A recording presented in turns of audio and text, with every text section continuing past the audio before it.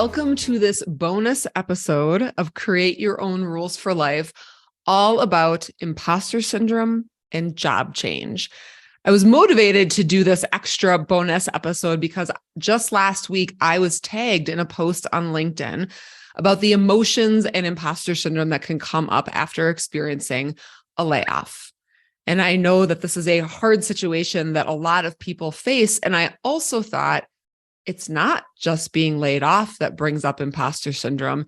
It is every single stage of the job change process, any stage of the career development process, from thinking about changing jobs to changing companies to changing departments to leaving your corporate job to start a business to going for that leadership role or that higher level leadership role. So many different aspects of career development can bring on imposter syndrome. And during the entire spectrum of that career development and job change, from just thinking about it to interviewing, to applying for jobs, to researching what business you would have and how you would execute that, to negotiating a salary, to even after the fact, when you get into that next role or you start the business, imposter syndrome can show up there as well. And I thought, let's do an episode right now on imposter syndrome and job change and what you can do about it so that it doesn't hold you back from the job that you want, from the career you desire and would be great at, and the impact that you can make with all of that as well. Because it really can. I have seen imposter syndrome hold back so many people from going for that next step in their career. In fact, it is exactly how I got started speaking on imposter syndrome, was seeing it in other people. And I will tell that story in just a second. But before we do that, I want to define what imposter syndrome is in case it is new for you. And then also we're going to share some stories here about how it shows up, how it's shown up for me, how it might show up for you, and then some tools that you can use to really quiet that inner critic, to quiet imposter syndrome, so that it doesn't have to hold you back. So we're going to dive into all of that today. So first, the definition, because let's get back to basics here. You have to know what imposter syndrome is before you can know what to do about it. So to a certain degree, it's self-explanatory. It's feeling like an imposter or like a fraud, like you don't know enough when you actually do. And that second part of feeling like you don't know enough, don't have enough experience, don't have the skills when you actually do, that is really the crux of imposter syndrome, where you feel like your skills, qualifications, and experiences are down here, when in reality, they're up here. Now, a lot of different situations can bring on this experience of imposter syndrome, and job change and career development is a huge one. And it's the one that we are going to dive into today. I also want to point out that I'm going to be using these words like you're experiencing imposter syndrome, because imposter syndrome is not something you have. It is truly something that you experience. It's not a syndrome, a diagnosable condition, but it is very real. And I like to use this word experience as opposed to have, because have feels like something permanent, and our brains can interpret that as permanency. When it's just something you experience, then it can come and it can go, which personally feels very comforting to me to know that imposter syndrome can come and it can leave my life again. In fact, there are times that I just know to expect some imposter syndrome now, and that's okay. There is nothing wrong with experiencing imposter syndrome. So basics, it's feeling like an imposter, like a fraud. It's this gap between where you feel like your skills, qualifications, and experiences are versus where they really are. That is the base level line of what imposter syndrome is. Now, I'll tell you, it also starts with these thoughts in your head. So that's the definition. But then really, I think we start to notice it more for ourselves in the thoughts that come up around imposter syndrome. So some of those can be like, I don't know enough. I don't belong here. I don't have enough experience. I'm not ready yet. That is a really good one around imposter syndrome. It's a more subtle one to be on the lookout for, that I've seen in so many different people. Like, I just need another year of experience and then I can become a leader, or I just need a little bit more time and then I can change departments, or then I'll have enough experience to change industries, or I'll finally be ready to start my business. When in fact, you know enough and have enough skills to be ready now. It might still be scary, but you are ready. So all of these imposter thoughts, I don't know enough. I don't belong here. I don't have enough skills. I don't have enough experience. Everyone in the room is smarter than me. These are some of the thoughts that can come up around job change, including, who am I to? Like, then just fill in the blank with whatever it is you're thinking about. Who am I to think I can start a business? Who am I to think I can write a book? Who am I to think I can be a leader or a high level leader or a business leader? Or who am I to think that I can change departments after being in this department for 20 years? Whatever it is, like this deep-seated feeling of, who am I to do that? These are all thoughts that can come up around imposter syndrome, plus other ones I'm not mentioning today as well. So start to notice in yourself. Start to notice in yourself, which thoughts do you experience? How does imposter syndrome show up for you? And I told you a few minutes ago that this career development piece around imposter syndrome is how I got started as a speaker in the first place. So when I started my business, I left my corporate job. I started my business. I am a trained coach, and I was coaching a lot of women in career transition. And these women, some of whom had been laid off, some of whom had left their job purposely, some were thinking about leaving their job and knew they needed a change, but wanted to be purposeful about it and needed some help figuring it out along the way. These women would come to me saying all of these things. We would dive into the coaching to help them figure out what was next and support them in that process. But what came up inevitably in about 90% of these women was that it wasn't so much that they didn't know what they wanted to do. It was that they didn't think they could do what they wanted to do.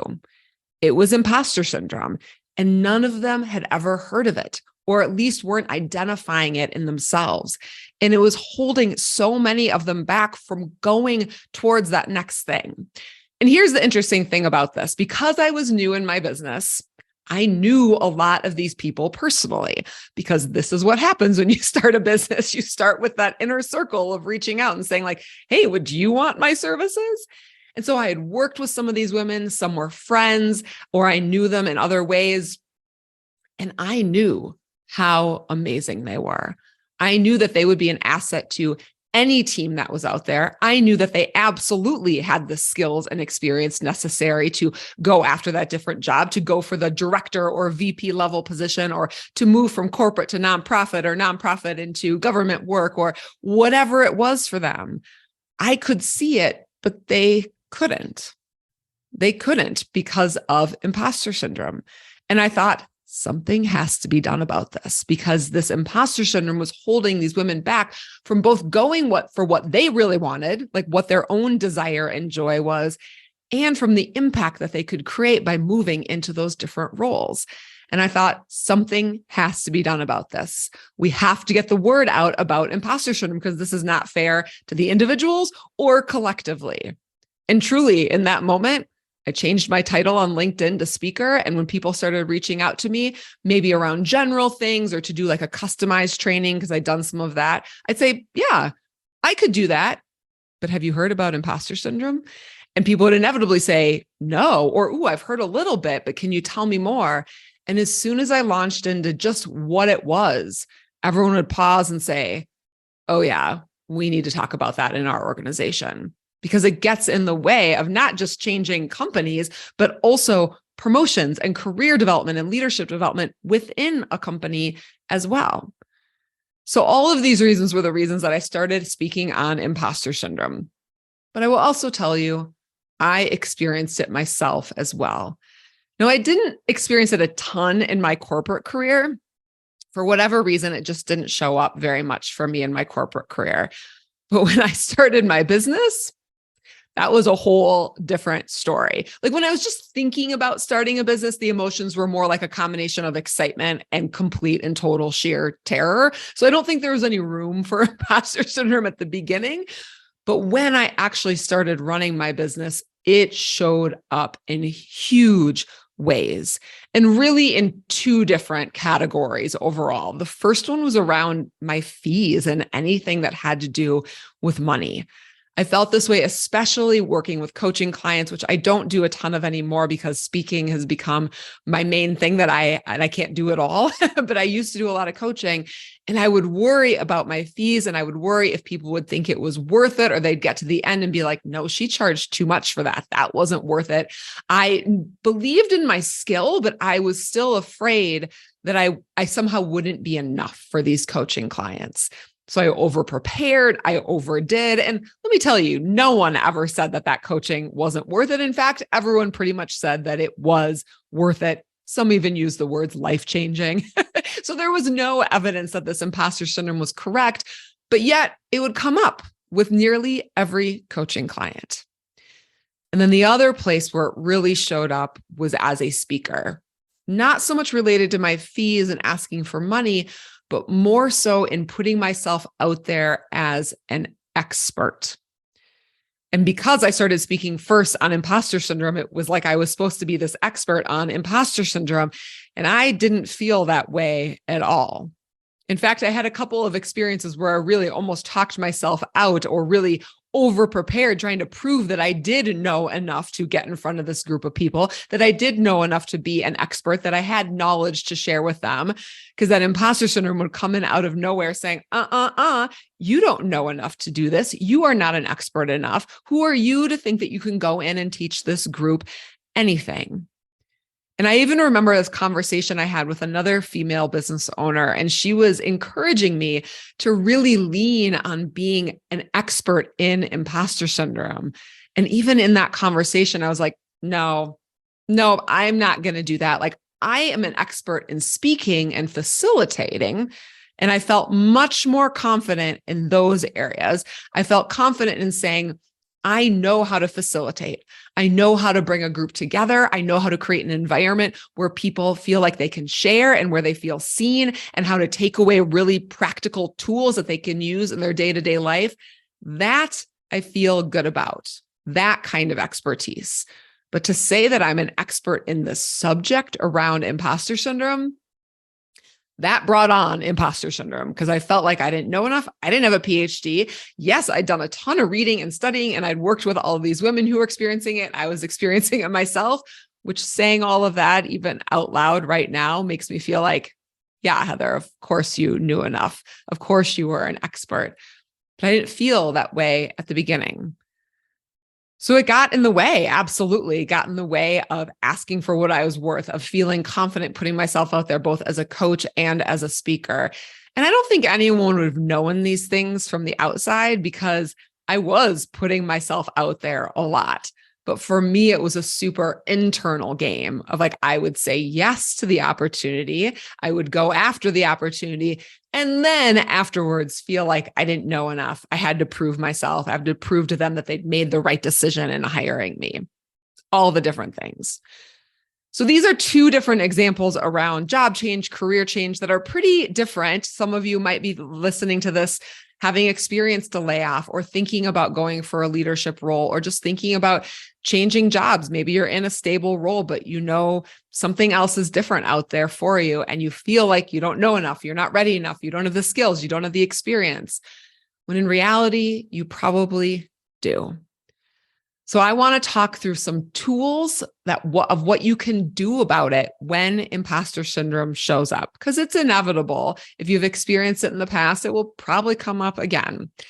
And the key is not to get rid of it entirely. That's not the goal. Doubt exists for a reason, but we don't want it to overtake you. So these tools that I'm going to share are a couple of the tools that I share in my keynote on imposter syndrome, which I will tell you is still my most popular keynote, particularly for women's networks inside organizations. It makes a great virtual session for a women's employee resource group. Years later, first speaking topic, and still my most popular, particularly with that audience. So these tools that I'm going to share today are a subset of what I share in that keynote. And they're really the ones that I think are most specific to job change, that can be so helpful as you are going through any stage of the job change or career development process. So the first one is absolutely the simplest one, and it takes no extra time, like maybe literally 1 second. You can do it anywhere. And that is name it to tame it without judgment. And I didn't make up this term, name it to tame it, but what it means is that when you are experiencing imposter syndrome, notice it, and say to yourself, I am experiencing imposter syndrome right now. That's what this is. It's normal. It's okay. That's what's going on. And just doing that without judgment will decrease the power that imposter syndrome has over you in that moment. Probably won't make it go away entirely, but the simple act of naming it will decrease its power. And I say this really particularly this without judgment piece. I've said it a couple times already, and I'm going to say it again. No judgment for experiencing imposter syndrome in the first place. It's not your fault you experience imposter syndrome. There are a whole variety of reasons, cultural, structural, based on bias and discrimination and family culture and work culture that I'm not going to get into today, but know they are very real and they're not yours. It's not your fault that you experience imposter syndrome. So keep that in mind as you are naming it to tame it, that there's no judgment here. It's just a neutral curiosity and noticing. So when you start to notice that inner critic in your head saying you don't know enough, you're not ready, who are you to think you can be a leader or change jobs, all of those things, then what I want you to do is start separating yourself from that voice. So notice it as imposter syndrome, notice the inner critic and say, oh, but it's not me. That voice in my head is not me. It is just a voice in my head. That's just the inner critic. I don't actually have to follow it. It can be there and I don't have to make decisions based on it. And instead, what you can do is shift from the inner critic voice in your head to what I call your true inner voice, your deeper voice, your heart voice, your soul voice, your deep knowing, whatever it is you want to call that. Because the inner critic can be loud, it can be circular, it can be ruminating, it's downright mean, and it's also not telling the truth. Like that inner critic is not telling the truth, but it feels like the truth because it's loud, it is putting itself out there and wanting to be heard. But if you can slow down and say, nope, this voice, this inner critic is not me, but what does my true inner voice say? What does my deep knowing say? And slow down and listen for that whisper in your heart that is telling you the truth, that tells you you are ready. You do know enough. This is what you really want. You should go for it. You have the skills and you can learn everything else along the way. You don't have to know it all when you get started. So start to shift from the inner critic voice down into that heart voice. For me, I think this has been one of the biggest journeys of my life related to imposter syndrome and breaking all the rules that I have been handed and really coming back into my own authenticity. Is ignoring or quieting that inner critic voice and shifting instead to the voice in my heart who knows I have nothing to prove. I'm worthy for who I am, not what I do. And listening to that voice and following my desires and my dreams and the impact that I want to create. And as long as I can shift away from the inner critic and shift towards that deeper knowing, things are good. Things are good. And one other way that you can start to shift from that inner critic voice into that deep knowing voice is to look for the real evidence. This is a very tangible, concrete way to say, the inner critic is not actually true. Imposter syndrome is not actually accurate. So what I want you to do by looking for the real evidence is to quite literally list down all of your qualifications, all your skills, all your experiences, your successes, your accomplishments, and look at that list. Look at that list and notice it and let it sink in.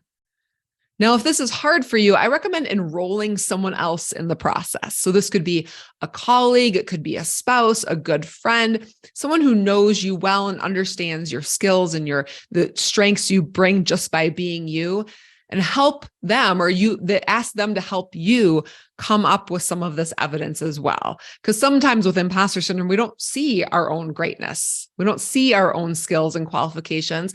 So we need someone else to help us illuminate that for ourselves and look at that list over and over and over again and say, this is the real evidence, not that inner critic, That inner critic does not know what it is doing. No, it doesn't know what it's talking about. This right here is the real evidence. And another piece of real evidence is reminding yourself of other times in the past that you've had these similar imposter thoughts, like you didn't know what you were doing. You were in over your head. You didn't feel ready. You felt like you didn't know enough, and you figured it out anyway. Because that is as much of the real evidence as anything that you're going to write down on paper. I said it a few minutes ago. I'm going to say it again. You don't have to know everything when you get started. You just have to know enough.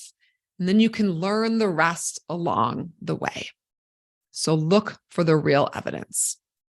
And then finally, create your own personal doubt recovery toolkit, which sounds kind of fancy, but it's not. All it is a couple of actions that you know you can take for yourself that quiet the inner critic, that quiet imposter syndrome, and help you shift back from that imposter syndrome inner critic voice down into your deep knowing, into your heart voice, into your confidence. And this can be anything. My doubt recovery toolkit, hiking is probably the number one thing on that. I know that when I'm feeling overwhelmed or doubt or imposter syndrome, all I need to do is get onto the trail, and about 30 seconds later, half of that doubt melts away. And by the time I'm done, like 90% of it is melted away. Listening to music and dancing in my kitchen and helping me get out of my head and back into my body also help a lot. And it's fun. You can also enroll other people in this. Like I talked about that a few minutes ago, of having someone else help you come up with the evidence of your own success, of the evidence of your own skills. You can do that. We all have those cheerleaders in our lives, those people that make us feel good, that make us remind us that we are confident, that we have the skills, that we know what we are doing. Schedule a meeting with one of them when you're feeling this way, or call up that friend to go for a walk. Some of these people don't even know that they're doing it. You just have to be around them, and it happens naturally. Mentors or managers, anyone, a lot of people can fulfill this role. So there's no right or wrong about what's in your doubt recovery toolkit. Yoga, cooking, playing with pets or kids, or painting or photography, kickboxing. I mean, there's a million different options here for what's in your doubt recovery toolkit.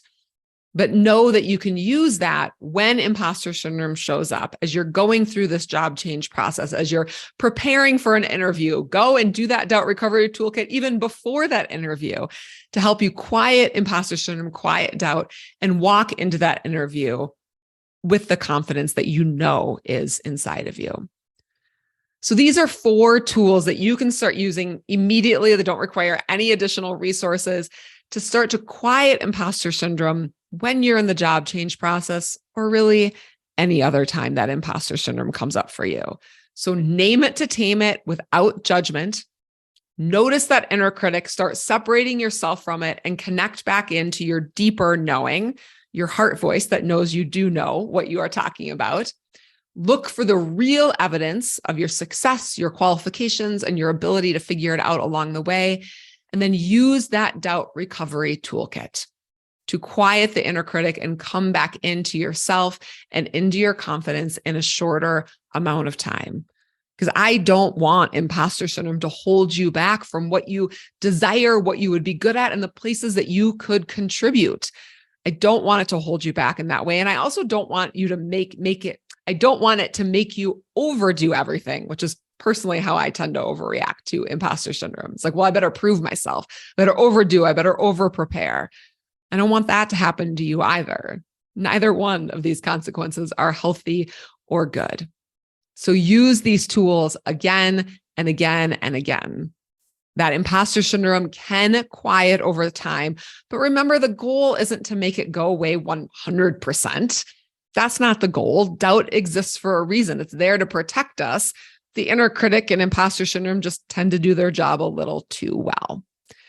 So I know, though, that imposter syndrome can be quieted over time, because it's quieted in me over time, and it's quieted in a lot of the people that I have worked with as well. And then use those tools, and then do what you want to do. Go for that promotion, hit submit on the job application, change jobs, whatever it is you want to do. Act on the voice of your deeper knowing, as opposed to the voice of the imposter syndrome inner critic, and go for what you want. And if you want to know more about bringing me in to your organization for a session on imposter syndrome, you can go to my website, which is heatherwhelpley.com. We'll also put a link in the show notes. I would love to talk to you further about coming in to do a session or doing a virtual session on imposter syndrome for your organization or conference. Like I said, this is a super popular topic with women's employee resource groups inside organizations. And I'll tell you, the results are pretty amazing. Like I always want to create that space where people feel an emotional connection. And I think we do that really well. And there's also really tangible results. Like I get emails pretty frequently from people, even a year or 2 years after sitting in a session on imposter syndrome and having them say, a job came up and I wasn't sure if I was really ready, but then I thought about your imposter syndrome session and I decided to go for it. Or I worked with another organization that was a very male-dominated industry with not very many female leaders within their company. And 2 women, right after the imposter syndrome event that I did with their company, applied for very senior, high-level roles at their organization.